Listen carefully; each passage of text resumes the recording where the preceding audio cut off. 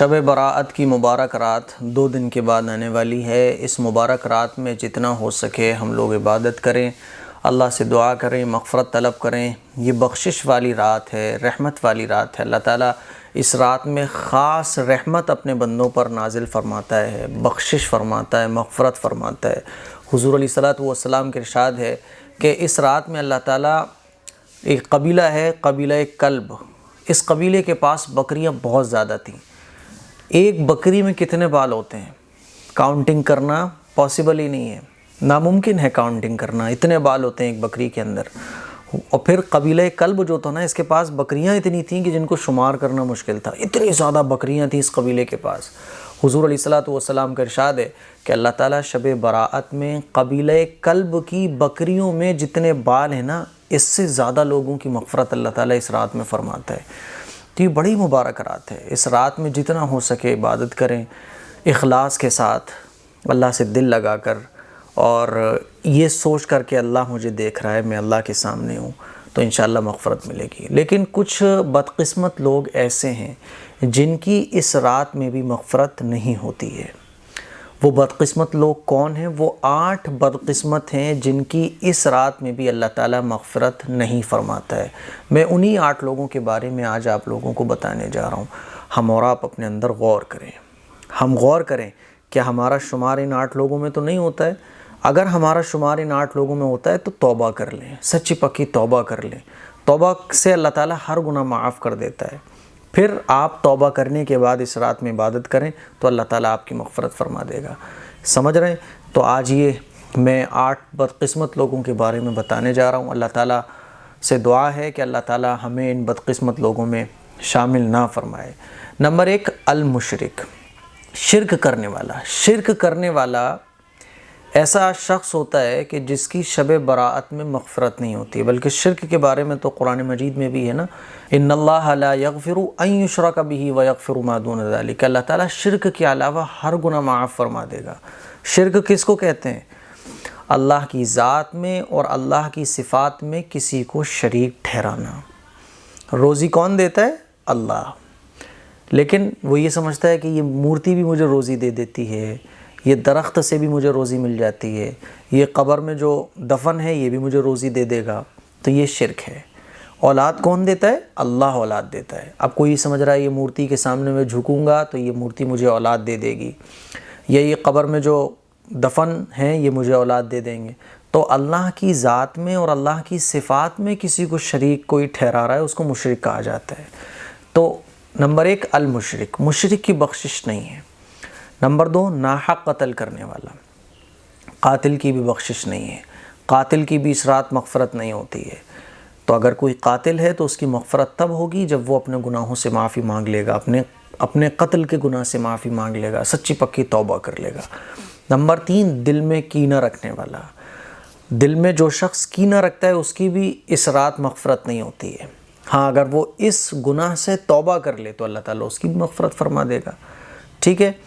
تو کینہ کس کو کہتے ہیں؟ آپ کسی سے جل رہے ہیں، کسی کو اللہ نے نعمت دے رکھی ہے، جل رہے ہیں، کینہ رکھے ہوئے دل میں، اس سے دشمنی رکھے ہوئے، یہ سارا کینہ کہلاتا ہے۔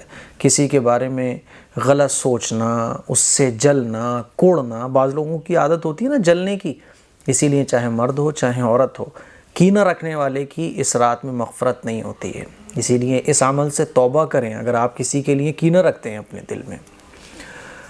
نمبر 4، بدکاری کرنے والی عورت، ناجائز تعلق رکھنے والی عورت۔ اگر کسی عورت کا کسی مرد کے ساتھ ناجائز تعلق ہے، غلط تعلق ہے، بدکاری وہ اس کے ساتھ کرتی ہے، زنا کرتی ہے، تو ناجائز تعلق رکھنے والی عورت کی بھی شب برات کی رات بخشش نہیں ہوتی ہے، مغفرت نہیں ہوتی ہے جب تک کہ وہ توبہ نہ کر لے۔ تو آج کل تو یہ بہت چل رہا ہوتا ہے، ناجائز تعلق کسی نہ کسی اینگل سے ہمارا کسی سے ہوتا ہے۔ پاک دامن عورتیں بھی ہیں، لیکن ماحول اتنا خراب ہو گیا ہے کہ ناجائز تعلق ہے۔ اگر جسمانی تعلق قائم نہیں ہو پا رہا تو فون سے تعلق قائم ہے، غیر محرم سے بات چیت چل رہی ہے، یہ سارا کا سارا جو ہے نا وہ بدکاری تو نہیں ہے لیکن بدکاری کی طرف لے جانے والے اعمال ہیں۔ اسی لیے اس سے توبہ کریں۔ بدکار عورت کی بھی نا، بدکاری کرنے والی عورت کی بھی اس رات مغفرت نہیں ہوتی ہے۔ نمبر 5، قطع تعلق اور رشتے توڑنے والا۔ کوئی اگر رشتہ داری توڑتا ہے تو رشتہ داری توڑنے والے کی بھی اس رات مغفرت نہیں ہوتی ہے۔ رشتہ داری توڑنے کا مطلب کیا؟ وہ ہم سے نہیں رکھنا چاہتے تو ٹھیک ہے، ہم نے بھی ان سے نہیں رکھنا۔ انہوں نے ہمارے یہاں شادی کا کارڈ نہیں بھجوایا، ہم بھی ان کے یہاں شادی کا کارڈ کیوں بھجوائیں؟ وہ ہمارے یہاں اب نہیں آتے، ہم بھی ان کے یہاں نہیں جاتے، تو رشتہ داری توڑ دی۔ اسی لیے اگر آپ رشتہ داری توڑ رہے ہیں، کسی سامنے والا رشتہ دار اگر غلط ہے اسے غلط رہنے دیں، وہ اپنی قبر میں جائے گا، اس کا نام اعمال اس کے ساتھ ہے، ہمارا نام اعمال ہمارے ساتھ ہے۔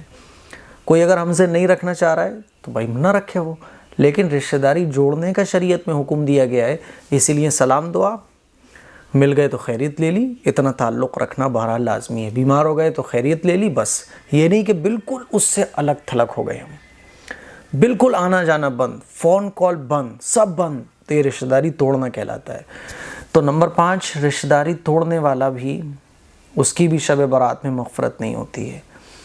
نمبر 6، المسبل ازارہ، شلوار، تہبند، کپڑا ٹخنوں سے نیچے لٹکانے والا۔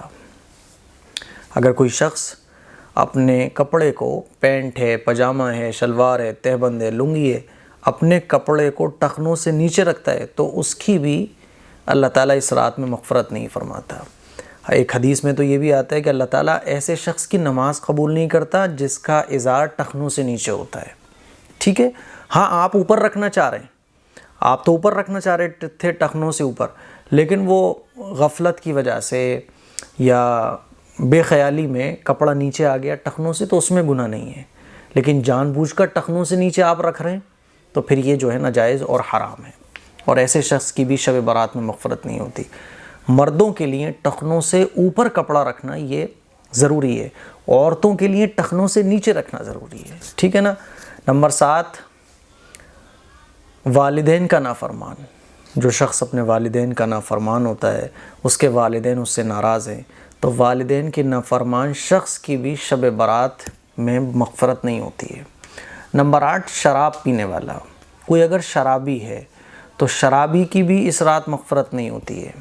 تو یہ 8 بدقسمت لوگ ہیں جن کی شب برات میں بھی مغفرت نہیں ہوتی ہے۔ ہاں اگر یہ توبہ کر لیں اپنے اس گناہ سے، یہ 8 گناہ کرنے والے اپنے اپنے گناہ سے اگر توبہ کر لیں تو اللہ تعالیٰ پھر ان کی بھی مغفرت فرما دیتا ہے۔ تو مجھے امید ہے کہ آپ لوگوں کو یہ 8 لوگوں کے بارے میں پتہ چلا ہوگا۔